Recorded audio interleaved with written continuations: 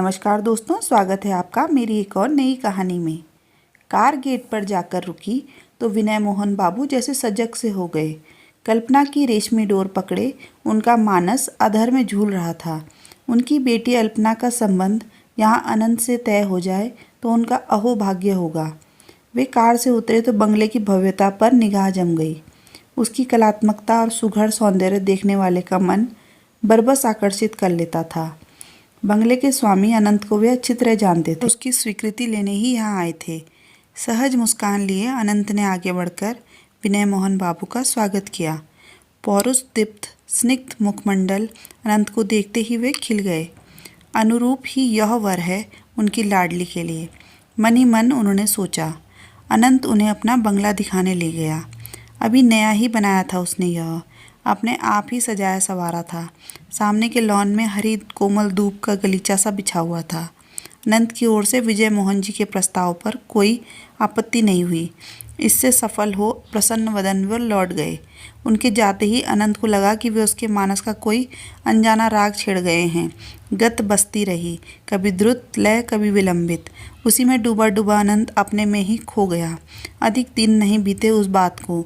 आज का प्रसिद्ध कपड़े का व्यापारी अनंत तब कोमल व तरुण था। सपनों की वह दुनिया, वह नित नए सपने संवारता था, उनमें रंग भरने का प्रयास करता। इंटर का परीक्षा फल आया था और उसमें प्रथम श्रेणी लेकर उत्तीर्ण हुआ था अनंत। दोस्त बोले, इस बार भी बाजी मार ले गए, अव्वल आए हो, हम तुम्हारा मुकाबला कहाँ कर सकते हैं। अब बतलाओ आगे क्या करने का इरादा है। शर्माता सा अनंत बोला था, पिताजी की हार्दिक इच्छा है इंजीनियरिंग में भेजने की। मैं भी यही सोच रहा हूँ। आंखों में पुलक, गोरे गालों में गुलाबी छटा और होंठों पर मुस्कुराहट, यही था सबका प्यारा अनंत। भविष्य की उम्मीदों से भरा सफलता को अपनी चेरी बनाने का दृढ़ संकल्प लिए अदम्य साहस से खिले फूल सा बढ़ता जा रहा था अनंत। पग पग पर सौरभ लुटाता, मुस्कान बिखेरता, किशोर मन दुनिया की विषमताओं से अछूता था। अभी अपने लाडले की सफलता का समाचार सुनकर पिता फूले न समाये। कॉलेज में एडमिशन करा दिया गया और अनंत ने अपनी पढ़ाई को कल्पना करता कि कब वह शुभ दिन आएगा जब वह इंजीनियर बनेगा। अपनी कोठी होगी, कार होगी और होंगे सुख के सब साधन। यूँ सब कुछ ठीक चल रहा था, पर अनंत के पिता की बीमारी बढ़ती जा रही थी। वे स्नेहमय थे, सबको उन्होंने अपने स्नेह परिश्रम से सींचा था, पर अब काल के आघात का स्वस्थ शरीर क्षीण होता जा रहा था। अंतु पिता की सेवा में प्राणपण से जुटा। अध्ययन भी करना था, पर पढ़ाई एक और पिता की सेवा दूसरी ओर। पढ़ाई तो फिर भी हो जाती, पिता ना रहे तो उसे आगे अंतु सोच ना पाता था। अच्छा बड़ा परिवार था, काफ़ी भाई बहन थे अंतु के। बड़े भाई अपनी अपनी नौकरी पर थे, छोटी छोटी बहनें थीं, बचपन से भरी हुई, उत्तरदायित्व विहीन। यदि अंतु भी पिता की सेवा न करके पढ़ाई में लगा रहता तो फिर कौन उनकी देखभाल करता। अंतु के ही नन्हे कंधों पर पिता के ग्रह का भार आ पड़ा था। कुछ अपनी जमीन जायदाद थी, पहले पिता ही सब देखते थे, पर अब यह भी अनंत को करना पड़ता था। नन्ही नई बहनों की फरमाइशें भी वही पूर्ण करता था, माँ का सहारा भी वही था। जिस जगह अनंत की निगाह ना जाती थी वहीं काम पड़ा झीकता रहता था। पढ़ाई लिखाई सब रखी रह गई। फंस गया अनंत, कीचड़ में फंसे हाथी की तरह छटपटाता, पर विवश था। मन को किसी तरह समझाता कि पिता ठीक हो जाएंगे, वो सब कुछ संभल जाएगा। पर पिता ने जो एक बार शैया पकड़ी फिर उठने का नाम नहीं लिया। सेवा में कोई कमी नहीं थी, अच्छे से अच्छे डॉक्टर का इलाज चला, पर विधाता का विधान सबको बिलखता छोड़ पिता ने सदा के लिए आंखें मूंद ली। फूट फूट कर रोया अनंत, कैसे होगा सब कुछ। किसी तरह शांत होकर मन को धीरज दिया कि माँ है, भाई है, सब तो हैं, फिर वह इतना अधीर क्यों होता है। समय घाव को भर तो देता है, पर जो क्षति हो जाती है उसको पूर्ण नहीं कर पाता। पिता की बीमारी में लगा अनंत पढ़ाई नहीं कर पाया। बीएससी का परीक्षाफल आने को था। अनंत शंकित मन घूमता था, प्रार्थना करता परमेश्वर पास हो जाए वह। साथी कहते कि क्यों घबराते हो, फर्स्ट से तो कम तुम बात ही नहीं करते। यदि इस बार फर्स्ट नहीं आते हो तो सेकंड तो हो ही जाओगे, पर उसका समाधान ना हो पाता था। प्रोफेसर, प्रिंसिपल, सबकी निगाह उस पर थी। कॉलेज की शान है वह। सबको आशा थी कि इस बार भी वह अवश्य कोई सा स्थान पाएगा, और वह अनंत सबसे मुँह छिपाता फिरता था। धड़कते दिल से परीक्षाफल देखा। सप्लीमेंट्री आया था, मौन भाव से सह गया। इन परिस्थितियों में और नतीजा भी क्या निकलता। यही क्या ईश्वर की कम कृपा थी कि वह फेल नहीं हो गया। सप्लीमेंट्री का एग्ज़ाम दिया, बीएससी किसी तरह पास कर लिया। इंजीनियरिंग में बैठने की उमंगें अभी भी लहरें मारती थी। निराशा का कोई कारण भी नहीं था। यही विचार कर उसने कंपटीशन की तैयारी शुरू कर दी, पर 2 साल तक किताबों की ओर समुचित ध्यान नहीं दे पाया था, इसलिए पढ़ाई की ओर मन लगता ही नहीं था। सब विषय नए नए से बिना पढ़े से लगते। बार बार मन पढ़ाई की ओर खींचने की कोशिश करता, पर ध्यान एकाग्र न हो पाता था। पिता की मृत्यु से जो स्थान रिक्त हुआ था, उसकी पूर्ति भी उसे ही करनी पड़ी। बड़े भाई थे, पर वे उत्तरदायित्व उठाने को तैयार न थे। अपनी अपनी पत्नियों और बच्चों को लेकर वे बाहर नौकरी पर थे।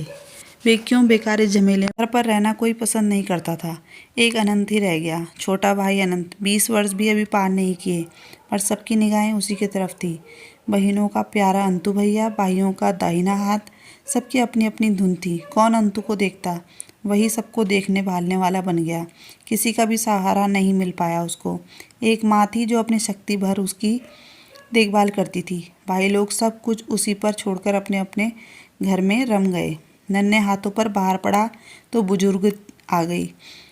किशोरावस्था को छोड़ यौवन की दहलीज पर पांव रखा ही था कि प्रौढ़ता आ गई। सब कुछ सहन गया अंतु, किसी और का करना ही था, और यह हलाहल अंतु के ही कंठ में गया। कितनी ही बार प्रयत्न करने पर भी वह इंजीनियरिंग के कंपटीशन में आने में असफल रहा। आगे पढ़ाई करने का भी उसका मन नहीं रहा। जो वह बनना चाहता था नहीं बन पाया, तो अब आगे पढ़कर क्या करता। फिर भी किसी तरह उसने एमए पास कर लिया। यह सब कुछ हुआ, पर अपने को अनंत कैसे समझाता। एकांत क्षणों में मन की जलन बाहर फूट पड़ती। उसका किशोर दिल अभी भी किसी कोने में पड़ा सिसकता था। पिता अपनी आशा अपने साथ ही ले गए। छोटे पुत्र को मझधार में छोड़ गए, साथ ही भारी जिम्मेदारी भी दे गए। अब वह तट पाने के लिए हाथ चलाए तो उत्तरदायित्व से विमुख होता है, पर अनंत इस तरह कैसे पीठ दिखा सकता था। जो कुछ सामने आया वह ढाल की तरह सह गया। अनंत बदल गया था। हंसमुख चेहरे पर गंभीरता छा गई थी। जिसकी बातें रोतों को भी हंसाती थी, वाणी उससे रूठ गई थी। पहले का जिचका अनंत अब ना रहा था। पहले का उग्र स्वभाव शांत हो गया है। याद है अनंत को वह दिन जब थाली सफाई से परोसी न होने पर वह भोजन छोड़कर उठ जाता था। किसी को अपने तौले से हाथ नहीं पहुँचने देता था। पर अब इन निरर्थक की बातों में क्या रखा था। लड़कपन की वे बातें भूली बिसरी हो गई। नया व्यक्तित्व उभरा, जो परिस्थितियों के भार से झुक जाता था, पर टूटने का नाम न लेता था। निराश होना अनंत ने ना जाना था। किसी बेसहारा को किसी को नहीं बनाया। 2 हाथ 2 पैर और दिमाग सबको दिए हैं। जो हाथ पैरों से काम करे, दिमाग इस्तेमाल में लाए, तो सब जगह अपने लिए पैर रोपने की भूमि पा सकता है। धरती कच्ची है, बीज रोपा जाए तो अंकुरित भी हो सकता है। श्रम की खाद डाली जाए तो बीज अंकुरित क्यों ना होगा। श्रम प्रतिष्ठा ना होने से ही बीज रोपे जाएं। अनंत ने कपड़े की दुकान खोल ली। नौकरी की आशा में कब तक इधर उधर मारे फिरता। आगे की कहानी उसके कठोर संघर्ष की कहानी है। छोटी सी दुकान को सजा संवार कर रखता। बिक्री ना हो पाती तो गट्ठर सिर पर उठाए गली गली फिरता। मधुर वाणी और व्यवहार कुशलता से उसका व्यापार चमक गया। दुकान की कितनी ही शाखाएं खोल ली। अकेला सब काम कैसे संभालता। सेल्समैन रख लिए, और एक दिन कपड़े के व्यापारों में वह सर्व प्रमुख हो गया। आज वह होलसेल एजेंट है रवि किरण कपड़ा मिल का। नगर के दूसरे व्यापारी अपनी कन्या का रिश्ता उससे करने को उत्सुक रहते, और आज सेठ विनय बाबू भी तो इसी संबंध में आए थे। अनंत ने जिंदगी से हार नहीं मानी थी। सपने टूटने पर वह रोया अवश्य था, पर धीरज हाथ से नहीं खोया था। पर अब उसकी यह कोठी किसी की पायल की रनुक झुनुक से झंकृत होने वाली थी। अपनी विकरालता दिखलाकर जिंदगी ने प्रमद वन का द्वार उसके लिए खोल ही दिया था। दोस्तों, आज की कहानी आपको कैसी लगी हमें कमेंट में ज़रूर बताइए, और हमारे चैनल को ज़रूर सब्सक्राइब कीजिए। कहानी पूरी सुनने के लिए धन्यवाद।